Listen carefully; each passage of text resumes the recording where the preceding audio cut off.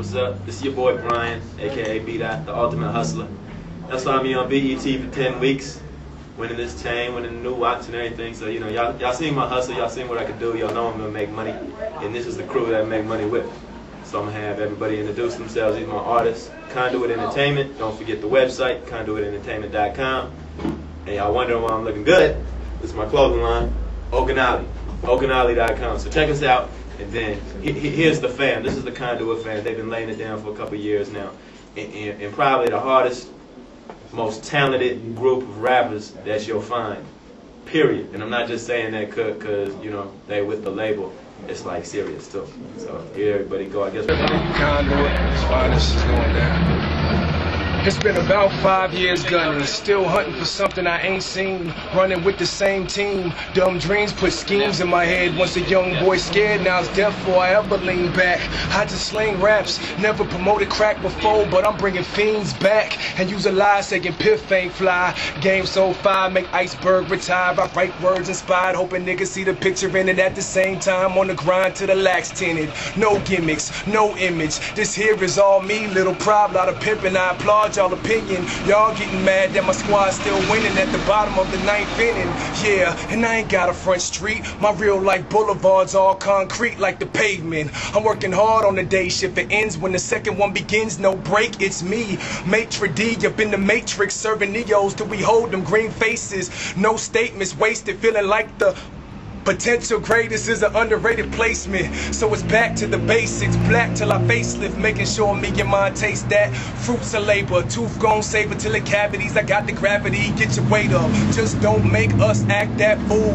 Please believe that we is not that cool. Got a gat, get two, better clap right through. But if it's all talk, fall back, nigga, move. Yeah, and I ain't a trap dude, but I hold my weight cool. Piff a damn fool. That lands you between a rock and hard place. My hometown's Bluff, so that's 530 interstate. And many snakes want to stop my press, but I don't even trip. I gon' let the hate plex. But understand if it gets serious, I'll stop your flow, period. Call your boy Playtex, cause y'all rhyme on the mic, safe sex. Scared to come raw, use a microphone latex. Me, I drop seeds on the regular. Baby mom, the game, her name's in my cellular. I'm telling ya, Conduit is a movement. Welcome to the life, this is not just music. D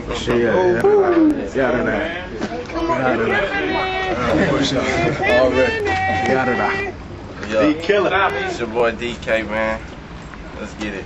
Hey, I attack tracks like a mad savage, attack stacks like a jacker. When I see cash, I snatch it. Second to nobody. How is you gonna match this flame that I spit? Cause no lighter or no matches. Or do you know justice? Just take your rhymes and trash it. Face it, your shit is basic, simple, plain average. Ain't a soul this stove, you can check on the dang atlas. They'll tell you I'm the baddest when it comes to this rap-ish gangster.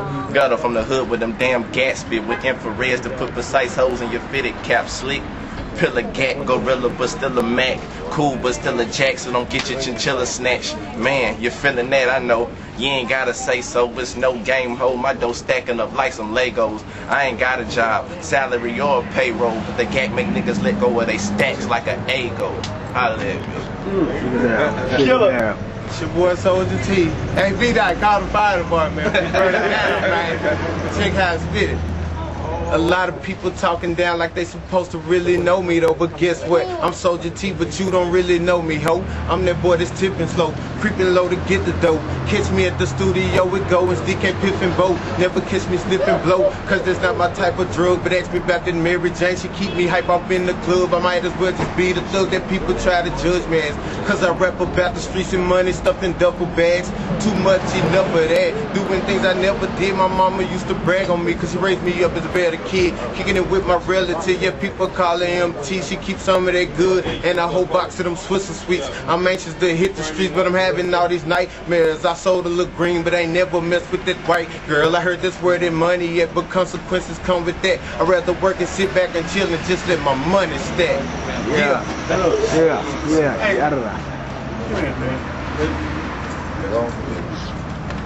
What's happening? Yeah. Oh, go ahead. It's your boy Arkansas Bo, man. Check me out. I stump, smash, and attack these niggas viciously, mowing opponents down in this rap game expeditiously. It ain't no mystery. If you're testing your history, I'm a cool nigga, but I spit flames leaving y'all blistery. Speaking of history, this here is how it's supposed to be. When y'all mention the tightest of rappers, y'all better mention me. If you don't mention me, then I'ma have to get you, G. The way I spit rounds and hold it down, man, there's some shit to see. Cause realistically, no one can get with me. Bang any infantry if you're testing me physically or lyrically. Cats in the industry rather be friends than enemies. When they gets to offending me, I'll drop them something splendidly. The fly's entity waiting to, it's all good. Oh, a.k.a. Blind Dog, Billy Brown, you know what I'm saying? Second member of Sugar City, my boy Goins couldn't be here today. What up, boy? We got this new mixtape coming out, you know what I'm saying? Wake Up Show, y'all need to cop that if you can. It's a new single called Lookin'. Y'all be watching out for that, you know what I'm talking about? What's going down, y'all? My name's Epiphany, a.k.a. Big Piff the Hustler. Shoot, a.k.a. Move Units, a.k.a. whatever I need to be.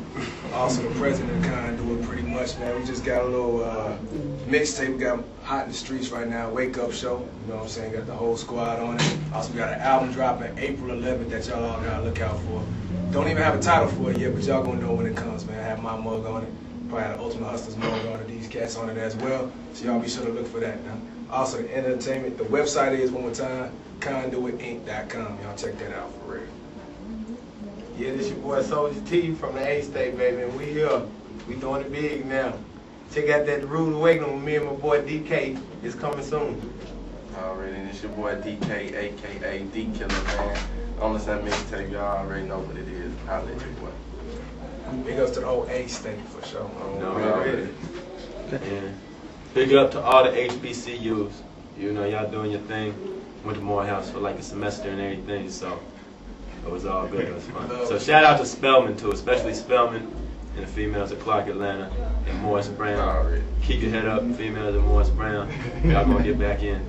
And when y'all back in school, we'll be there on the strip, chilling, waiting to kick it with you. Gotcha.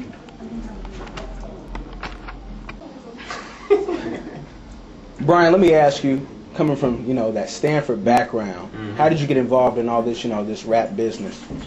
I mean, you know, rap is or hip hop rather, is a huge industry now that's a serious business option. Even though a lot of people are kind of coming to it late and not really understanding how big it is, but it's probably the most influential cultural element in America right now, and also influences the whole world.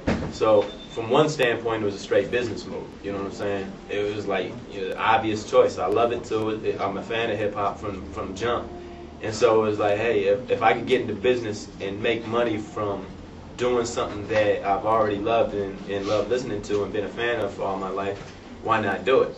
And so it was kind of a natural little fit. So the Stanford background, hey, it was good, and it definitely gave me some tools.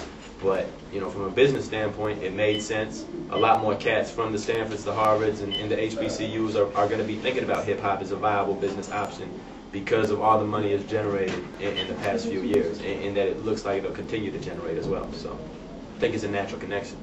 And when you first got into college, was your plan to own your own label? I mean, not necessarily to own my own label. When I first got into college, my plan was to make a lot of money. And so I didn't know how it was going to happen. And I guess around as soon as I graduated, it just came to like my mind that, hey, I could really make a lot of money and do something I love. Whereas before, I was like, okay, I'm going to just have to grind it out in this internet startup. I'm going to have to just grind it out in some type of industry for a few years and stack my money and then do something with it.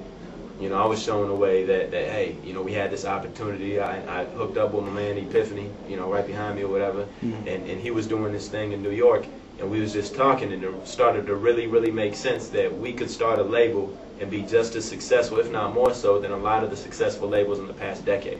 You know, we knew we had the talent, we knew we had the skill set, and we knew we had already from a fan standpoint, we knew what was good and we knew what was bad. And so we could also differentiate what was hot. And with all that in mind, it was like, hey, let's start the label and let's make this money. Okay. Now, both you and Epiphany have moved around a lot. I looked at your bio. Talk about how you guys met and how you guys met the whole crew and to come together, this whole unit. Cool. I mean, you know, I met Piff while I was in school. You know, he went to Stanford with me. And so we met there, and we weren't, you know, we weren't necessarily running with the same circles or whatever, but So we just kind of casually talk. Everybody there kind of knows each other. But it was after we graduated. You know, we were both done. I was doing my thing in Silicon Valley at an internet startup. He was doing his thing in New York, really just starting to learn the industry, and he was studying everything about it out there. And that's when we'd had these kind of conversations. They started as infrequent, maybe once every couple of weeks. We just chop it up a little bit. But then as we started like talking more, we really just started seeing like, dang, we really got something here. You know, he's very talented as an MC. I already saw that. I saw that while we were at school.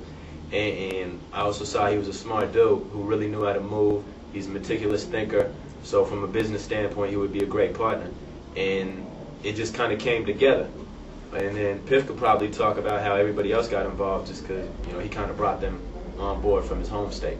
Yeah, pretty much once we were in New York and decided it was best to kind of implement those tactics back to the home front, came back, hooked up with my man Tony Pro, who brought along Goins, who was one half of Sugar City. And Goins was pretty much like, I'm only gonna ride if my man Arkansas Bo rides.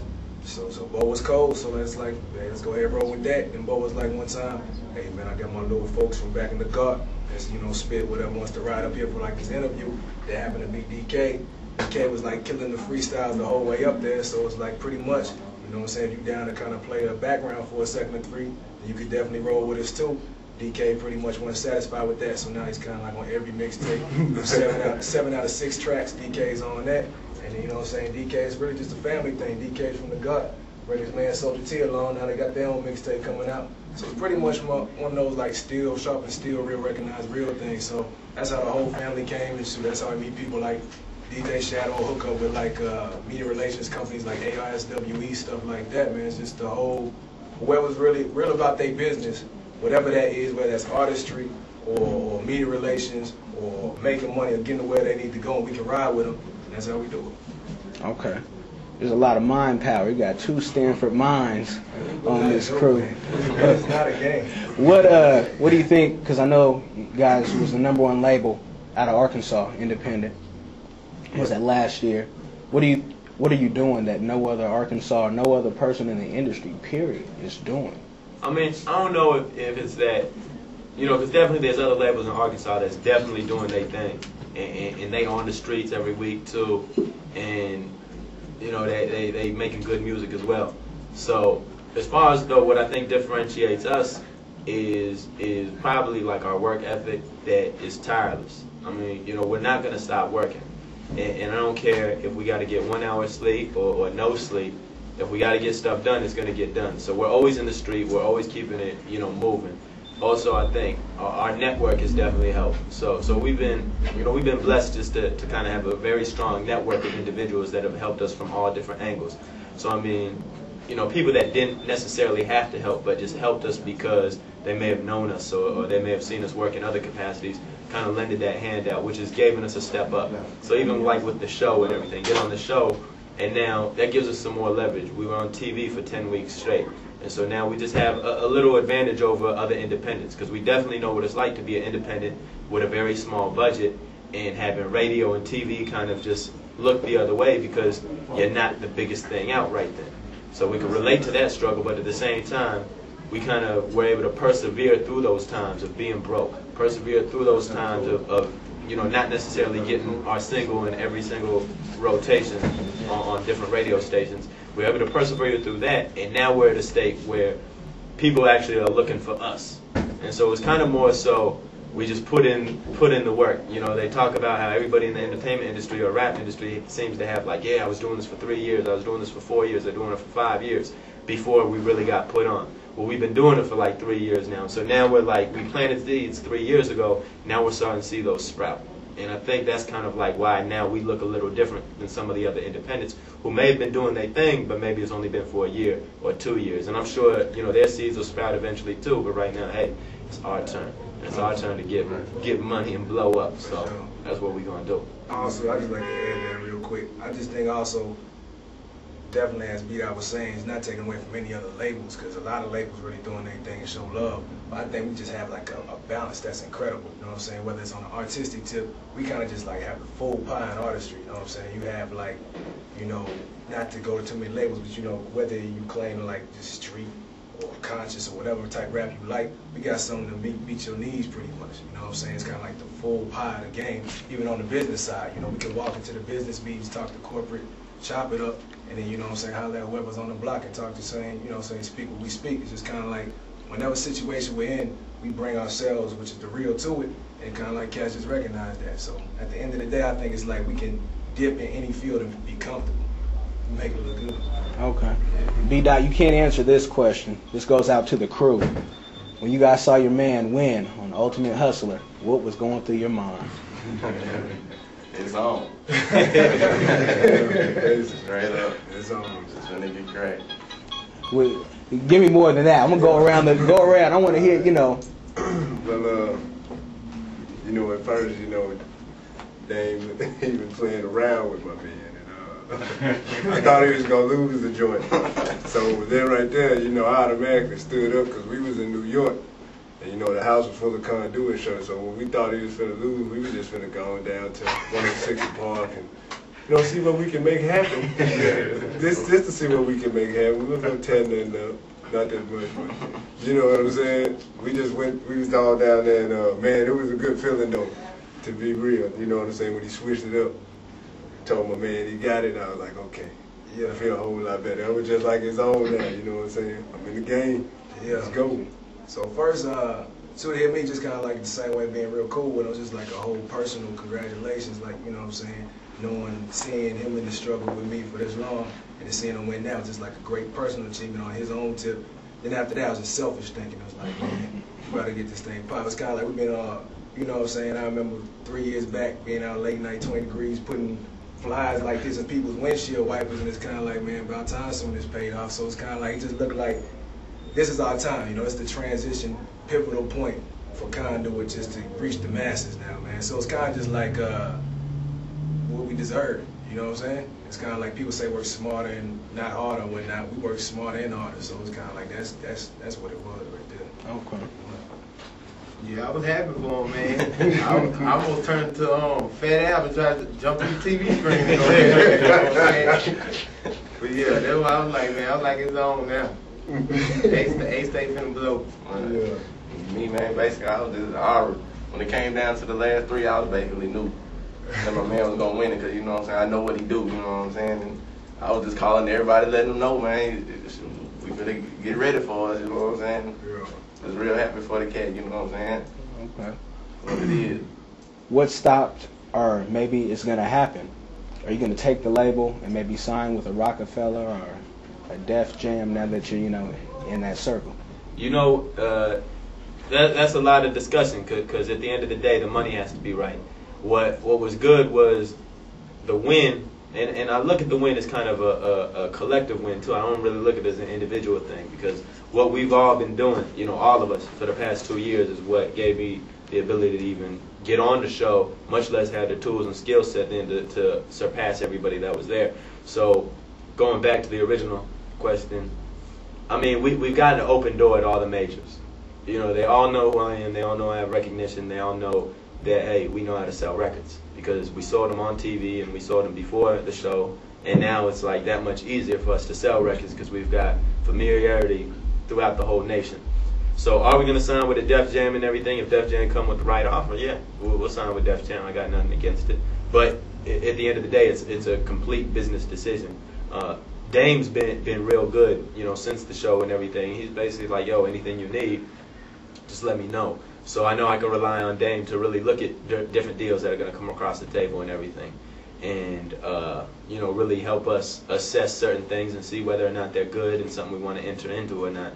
Right now, we're keeping it independent just because we want to have more independent record sales, just to have the most leverage at the negotiation table. I don't want any major to be able to punk us or strong arm us into taking a deal that we don't really want, because they know that we need them more than they need us. I want to get us to a point where they know that they need us more than that we really need them, because we're already getting our paper, and so then we have the strength in the negotiation table, and that's ideally how I want to approach the majors. So, you know, we have that door open. We'll be talking with them and everything, but we're not in a rush. We got the talent, we got a fan base, and now we've got the ability to get on the radio and get in clubs and get everywhere. So we'll start using that, and when the major deal comes, that's when we'll sign. Okay. Talk about your relationship. You said 4 letters. Dame. Yeah. Talk about Dame a little bit, and if you guys have met with him, y'all give us your impression of him. He seems like a very complex individual. Yeah, I mean, Dame's a cool dude. You know, I mean, like he really put himself out there. So with the show, a lot of people probably don't notice, and I don't know if I'm putting it on blast, but like there was no formal negotiation or agreement that the winner of the show was necessarily getting anything having to do with Dame. You know, that wasn't written on paper, that wasn't in the contract. But Dame's a real dude, so after the show, he basically throws it out there, and he's like, yo, there's a place for you here, under this umbrella. I know you're doing your thing with your label and other things, so I don't want to take away from that, but there's a place for you here, and anything I could do, you know, as far as your current fam, or your fam right now, that they under this umbrella too. So he put it out there like that, and I really respected that, because he was kind of offering like, hey, I'm here, you know, you could work for this, you could get money over here, and we could build, and at the same time, I'm not gonna ask you to stop working with what you've been working for the past 3 years. So I respected that a lot, and essentially, you know, how we're working now, I'm going out there in a couple weeks, and we're gonna talk about how really my role with him is gonna look. One thing for certain though is we building the building. You know, we looking at doing that. That's real. That wasn't just for TV. That's a real project that's going to make a ton of money.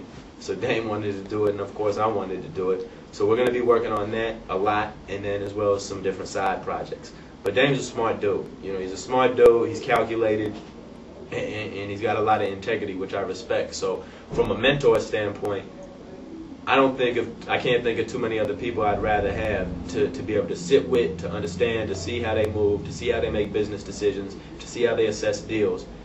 You know, other than Dame, to do that, because he's made millions of dollars in the industries that we're entering right now with Conduit. As far as the record label, he's made millions and probably put out 2 of the greatest, or who will be looked at as 2 of the greatest hip-hop artists of all time. He found them and put them out and sold millions with them. And then also with the clothing line, Okanali. You know, Dame did it with Rockaway, he sold millions, and that's what I'm trying to do as well with Okanali. So, hey, I definitely want to learn from him. There's a lot to be learned. Okay. Speak on the clothing line a little bit, the designers and, you know, the website on that as well. Okay, so the founders are 2 individuals. One's named Sonny Ali. He's actually a graduate of FAM. And also Okon, his last name I can't pronounce. Oh, bad, Okon. He's Nigerian, but so he got a long last name. But we just call him Kon.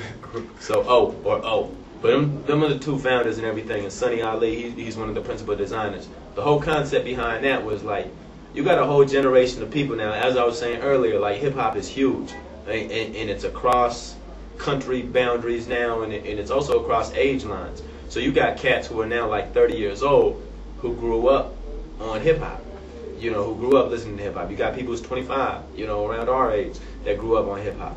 Now, we don't necessarily want to dress like the 15-year-olds that listen to the same type of music. We both part of the same urban culture and everything. We both part of the same kind of like music and love the same music, but we're at different stages in our life. So Okanali comes through and it's like, yo, a lot of the clothing designers, a lot of the urban clothing designers cater to styles that's more younger in nature, you know, 25 and down or something like that. So Okanali, the whole concept behind Okanali is dressed like royalty.